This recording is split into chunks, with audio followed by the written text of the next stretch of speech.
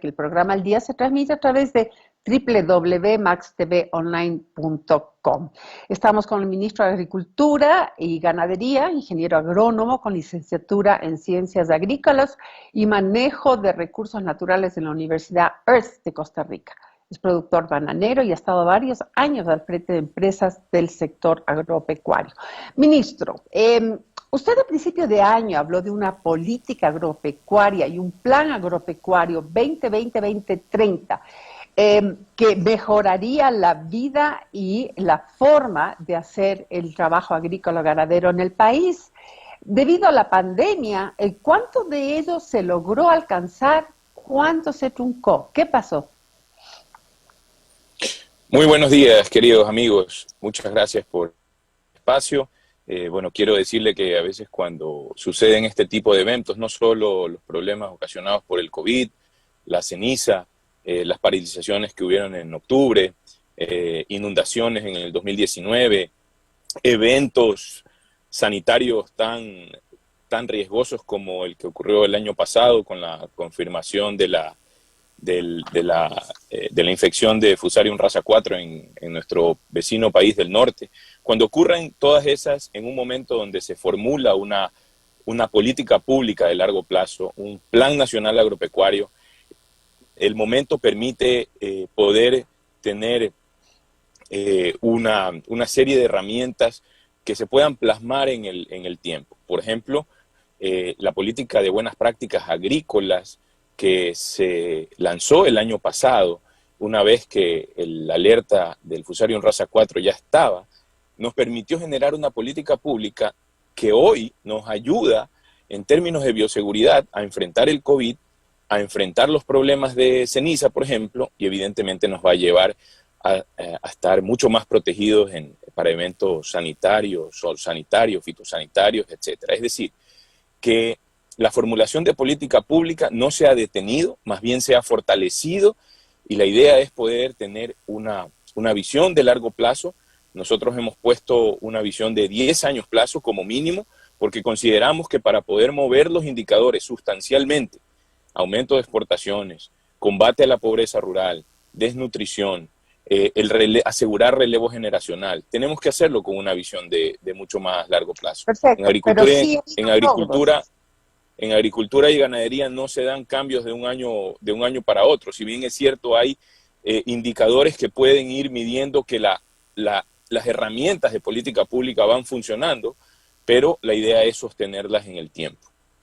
¿Nos puede comentar, por favor, cómo ha sobrevivido el pequeño y mediano agricultor después de todas las vicisitudes que se han dado en nuestro país?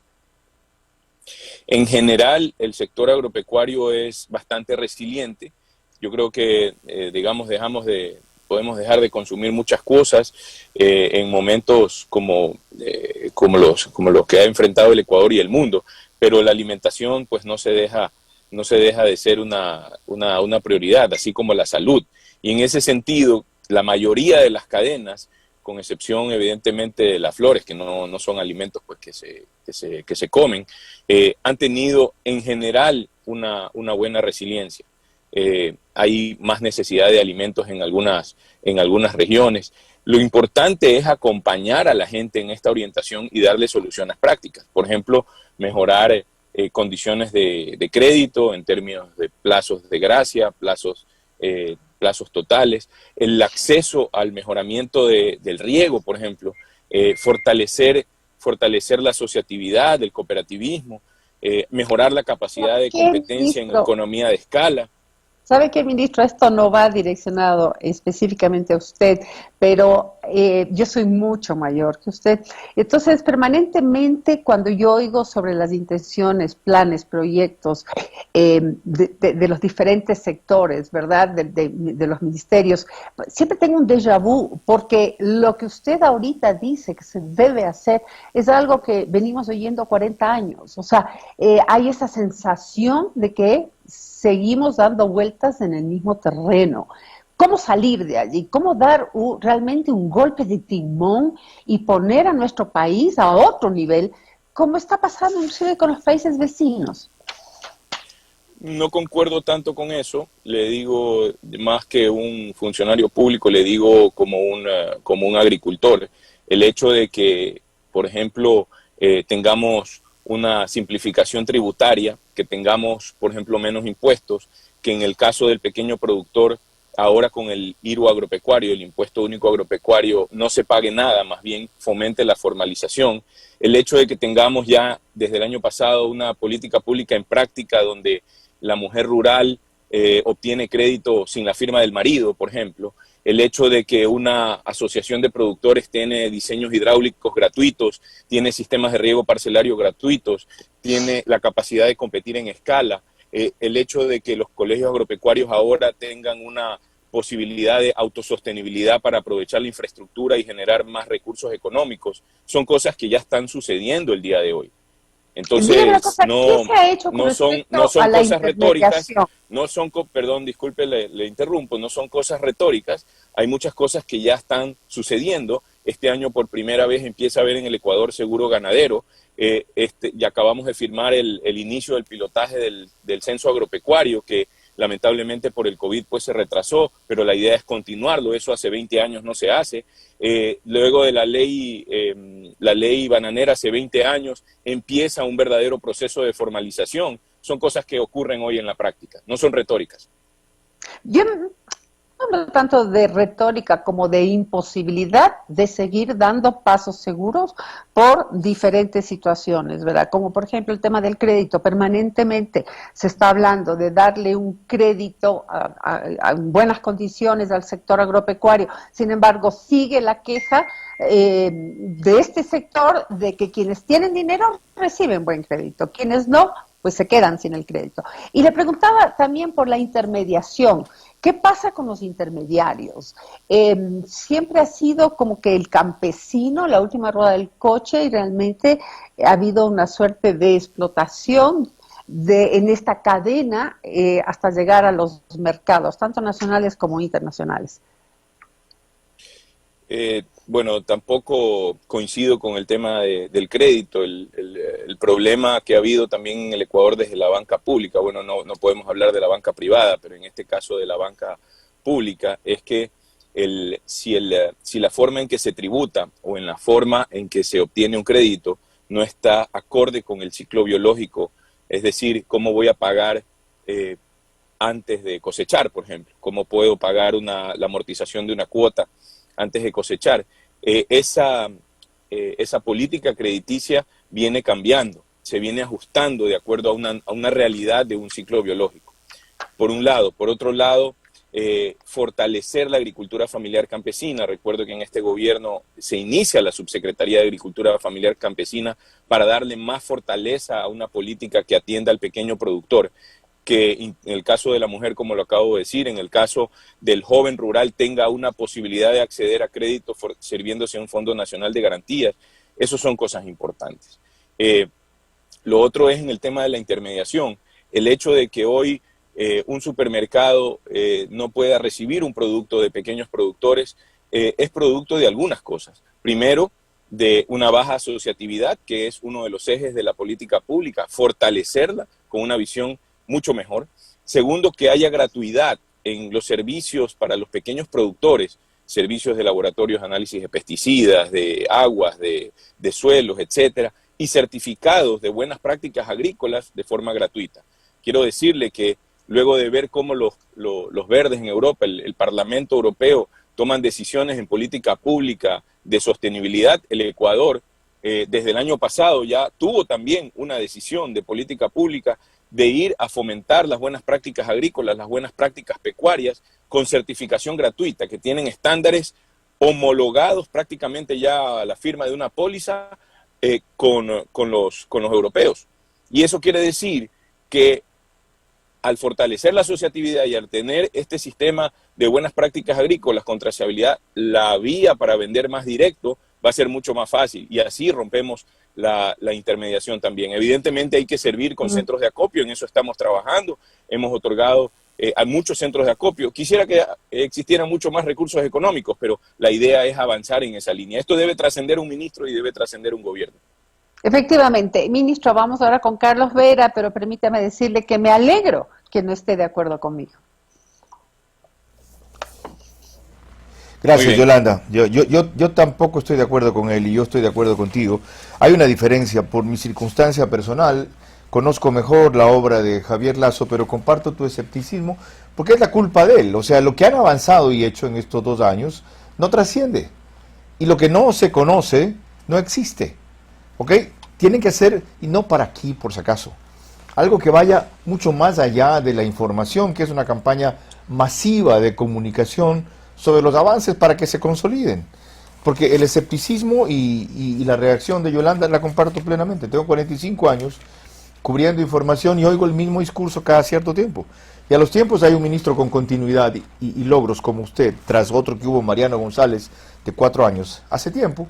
Y el país no sabe lo que ocurre. Y producto de eso hay otras consecuencias políticas. El gobierno no usa sus cadenas nacionales, por ejemplo, a las cuales tiene derecho para este tipo de cosas. Y no para propaganda. Pero vamos a la coyuntura, señor ministro. ¿Qué falta por atender de las zonas afectadas, especialmente en la Sierra Central, por la erupción del Sangay? Bienvenido. Muy buenos días, Carlos. Muchas gracias, digamos, por la recomendación de poder comunicar mucho más lo que se hace. Yo estoy desde hace ya algunas semanas haciendo que las diferentes unidades del Ministerio de Agricultura, por motivos también de esta coyuntura actual del COVID, de ahora pues la ceniza, salgan con mucho más dinamismo al territorio para comunicar precisamente a quien debemos comunicar, que es el productor. Hay muchas asociaciones de productores que han sido beneficiadas, probablemente en silencio, sí. Yo estoy enfocado en tratar de dejar ciertos candados que ya queden abiertos para que la agricultura en el país pueda lanzarse. El año pasado, por ejemplo, lanzamos una política cacaotera que en los próximos 10 años tiene un objetivo muy claro de duplicar las exportaciones en cacao. 11.000... Vamos a lo concreto, pero no que le diga que hay un error también. Está bien que empiecen por comunicar a los productores. ¿Y el resto del país qué somos? ¿No contamos? Hay que empezar, Carlos, por allá, porque tenemos un desafío mayor. Pero no quedarse allá. De acuerdo, pues no quedarse allá, pues. En muchas comunidades donde nosotros asistimos, la conectividad no es buena, Carlos. Tenemos que llegar prácticamente con los servicios, ahora con las dificultades de movilidad.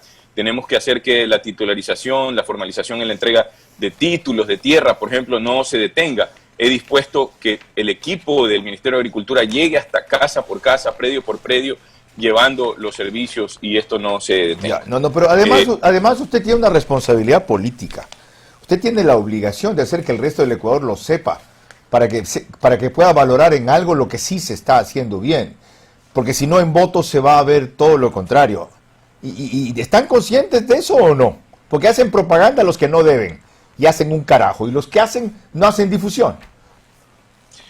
Es probable, Carlos, no lo sé. Eso tal vez los especialistas en comunicación tengan que decirlo. Yo lo que he procurado, Carlos, lo que he procurado es darle paz al campo.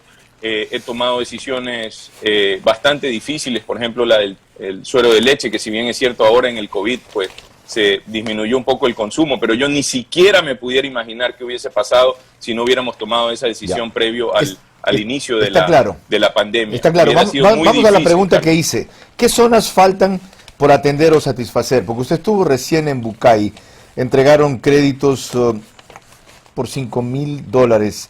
En Fortuna Alta y San José de Tambo, 9.000 kilogramos de banano y 5.000 kilogramos de cáscara de gandul. En este último punto, 2 créditos agrícolas por 3.000. Puntualmente, ¿en dónde falta que llegue la atención todavía para atender por qué nos siguen llamando? ¿Qué pasa con nosotros?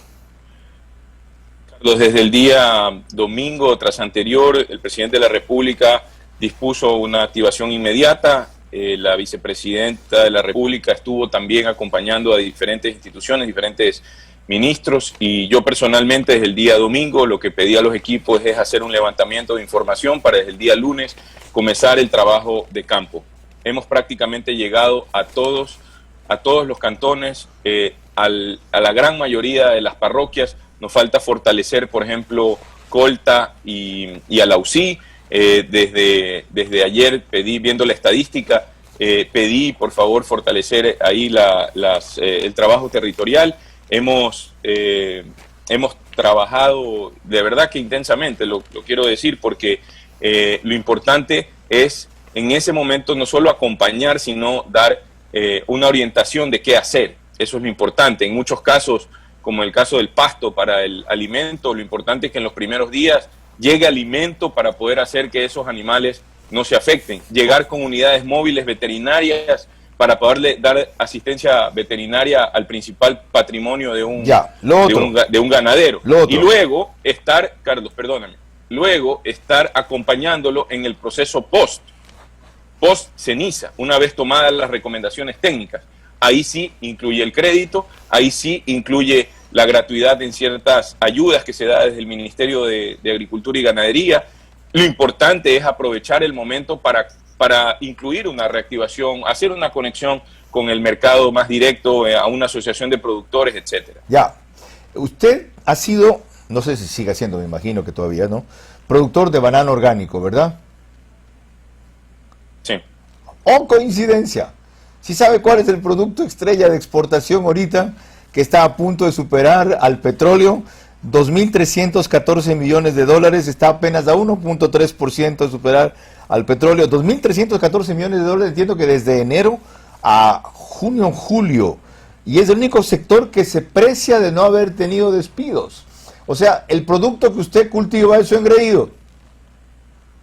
La verdad, la mayoría de cultivos, de productos que tengan una demanda potencial y que tengan futuro, es lo que realmente hay que ir fomentando poco a poco, sin descuidar los productos estratégicos, como la leche, como el arroz, etcétera. Sin embargo, somos un país dolarizado, necesitamos aumentar las exportaciones, y en el caso de la industria bananera, más bien la política pública que estamos dejando es para que aumente la productividad, para que se disminuyan costos, para que mejore la trazabilidad y los procesos de inocuidad alimentaria, que podamos acceder a nuevos mercados y realmente poder también fortalecer la asociatividad y muchas cosas. No lo detengo que estamos más. Dejando. ¿En qué parte de la carretera lo sorprendimos? ¿Por dónde anda? No, realmente estoy recién saliendo a visitar precisamente zonas afectadas. Voy a estar hoy en la provincia del Guayas, mañana me movilizo hacia Los Ríos, y ese es el día a día, Carlos. ¿Todavía lo conocen en su casa? Sí, realmente ahora, muchas gracias por la pregunta, Carlos. Sí, hay que tratar de no bajar el ritmo, pero también modular el esfuerzo que se dedica, y también pues disponer de tiempo para las cosas que son realmente importantes, que es la familia. Yo quisiera, digamos, un poco tomar esto con mucha mesura de aquí hasta que finalice el periodo de gobierno, porque hay ciertas cosas que faltan por hacer, que necesitan concluirse, y esto va a generar una tendencia, un estilo de trabajo que ojalá pues pueda dar una corriente de trabajo para el sector agropecuario en los próximos años. Le agradezco por su tiempo. 7:27. Javier Lasso con Z, ministro de Agricultura.